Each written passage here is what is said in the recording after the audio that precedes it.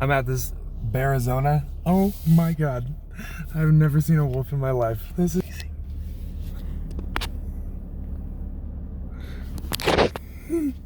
Oh my gosh, I'm about to cry.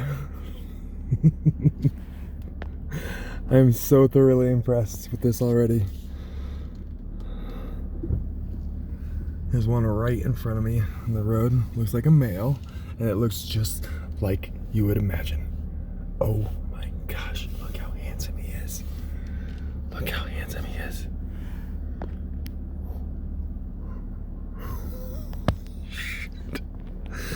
He knows I love wolves. He knows it. And there's this guy.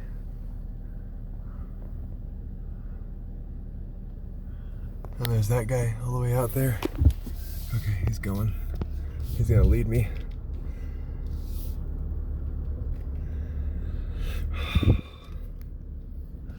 I seriously had tears in my eyes. This is so freaking cool. Hey, buddy.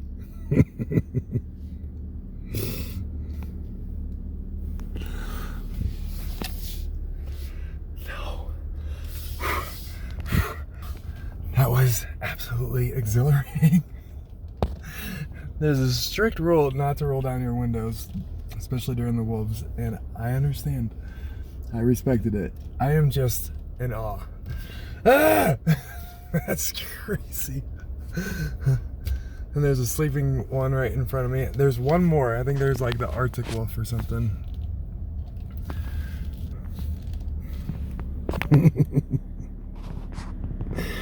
Just like a dog. Just taking a nap.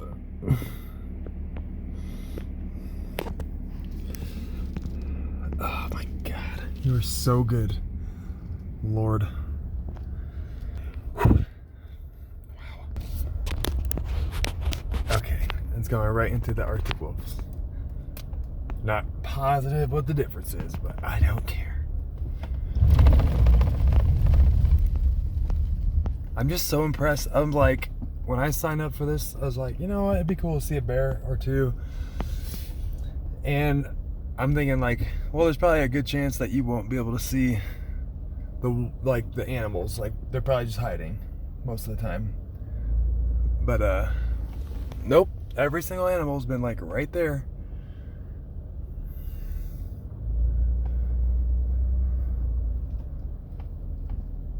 I'm hunting. I'm looking. I'm not hunting. Oh, there it is.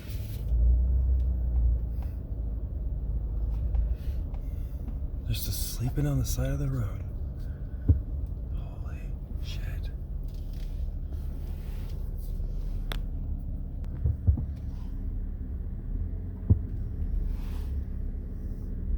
Hello. Hello. And hello. Gorgeous.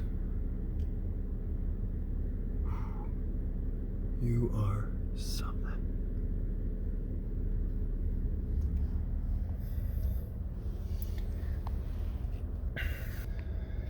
Now, a part of me going into this place already felt bad for the animals. So I'm like, what kind of animal wants to just be, you know, zoos are the same way. I just feel like dog, like house pets kind of are the same way. Like, they're not meant to just be held captive. They're wild animals.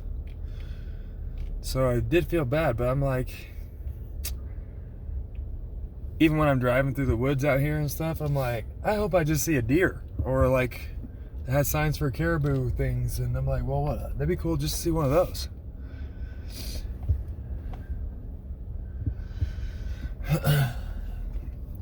So I was like, I had nothing to do today. It's Sunday, and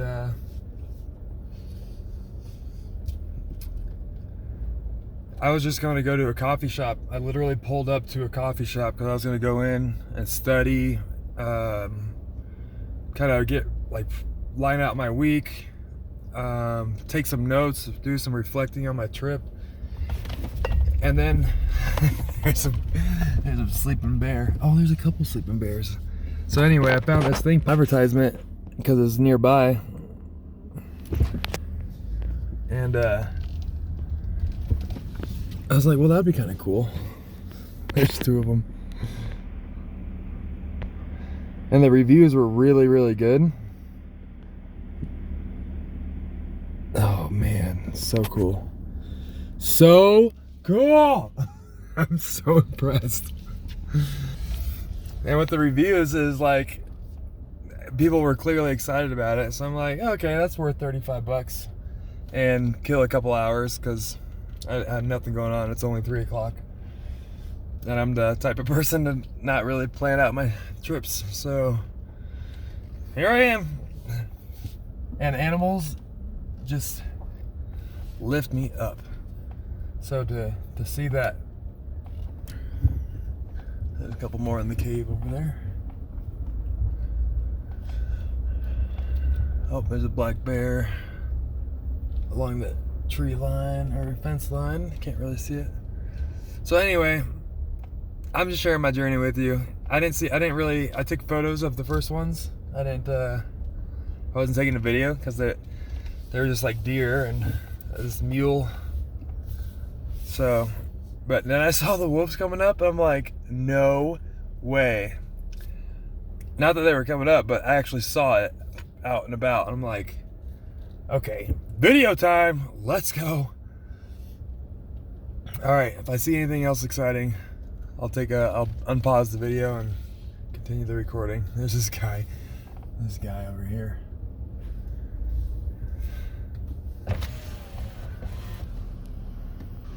Excuse me, sir. Can I get a little video of you? You pretty boy. Oh yeah, you pretty boy.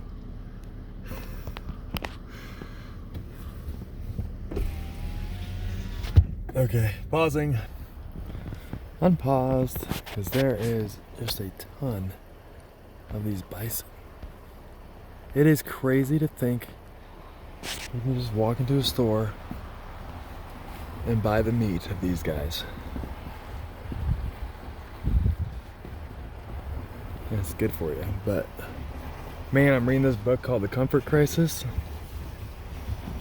and it kind of walks through some guy's experience.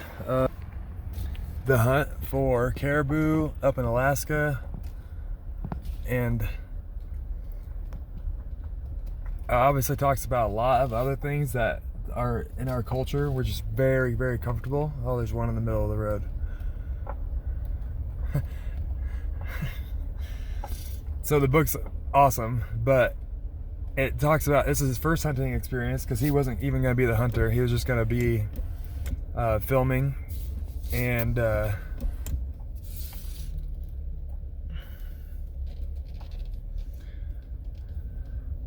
my god, these guys are so pretty. So anyway, the people he went with, they just encouraged him to go ahead and he actually was the one who, what's up, yeah, right, hello. He's right next to my car. Hey, sir, you're doing a 2 and a 5. You need to pick up the pace. Hi, I'm sorry that we eat your friends and family. You're so pretty. I'm not sorry. It's the circle of life. I get it. And the book helps elaborate on all that. But man, the book makes it an experience though, because you have to go hunt and kill it from a fairly close distance, and then pack out the meat, and then essentially ruck that meat back to camp and all that kind of stuff. And it just talks about the whole thing, and it's so cool. But even this weekend, I've been reflecting on that book a lot, and it's kind of sad the way we take for granted, and we're so comfortable just walking up into it, getting in our, leaving our 72-degree house, after, binge watching some television, and getting in our nice fancy vehicles to drive up to the grocery store and walk in and just go ahead and just hand pick whatever meats and fruits and vegetables and all the other shit that we have conveniently ready for us, and we don't have to work for anything, and everything can be refrigerated and frozen, and like we don't have to worry about any of that shit. And it's just a humbling reality that just one night I stayed in this little campground place, and just to stay warm I had to have the firewood going outside if I wanted to be outside. Otherwise, inside I needed to use this little space heater, or of course layer up. But then even then, I'm like, the process to get to that point was somebody chopped my firewood for me and hauled it back to their place, hired somebody to sell it for me or to me, and then, you know, I rented a vehicle, and who knows all the steps to that process for it becoming a reality. And then even the fire starting log, the lighter that I bought, like all these things are like groomed, and it's amazing, and I'm thankful for every single piece of it.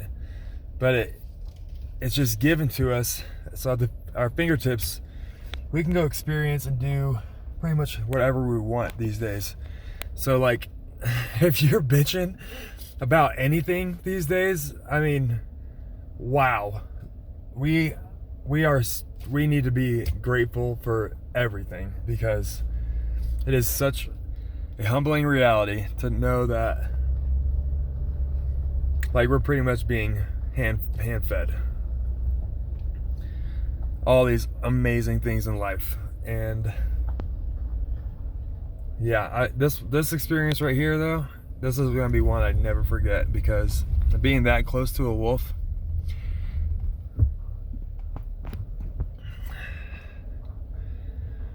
and getting to see the Grand Canyon last night in my birthplace, like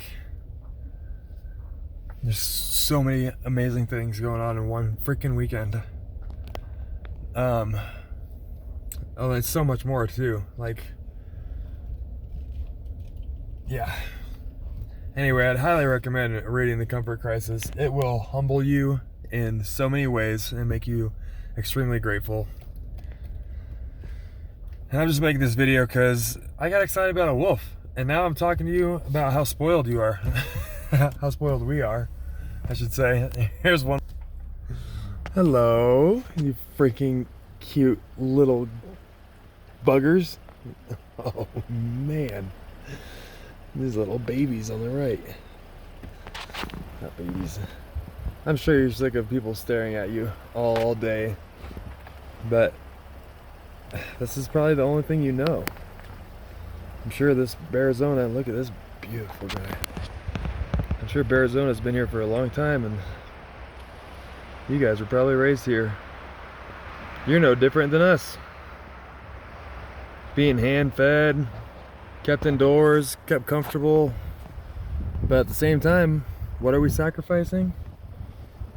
Your whole life, your experience that you were supposed to, that you were put on this earth for. Does that make sense?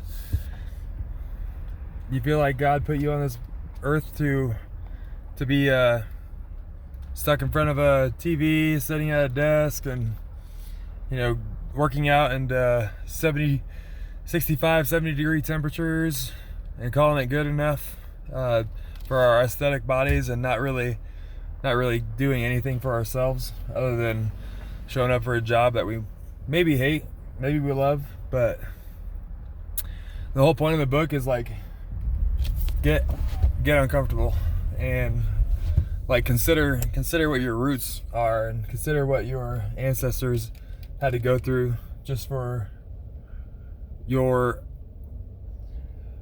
life to be the way it is right now. It's crazy. And you know, ironically, I just finished the book on my second night out here, and now I'm just like, holy crap. I mean, I've been working on getting more uncomfortable and like dealing with shit with a different mindset, but wow. Just wow. Sorry it's so long, but for those of you watching this, if you're feeling any kind of conviction, I mean, I could go on and on and on. I should make a video about me processing every chapter of that book and how I'm relating to it and how humbling it is for me. I'm gonna pause this.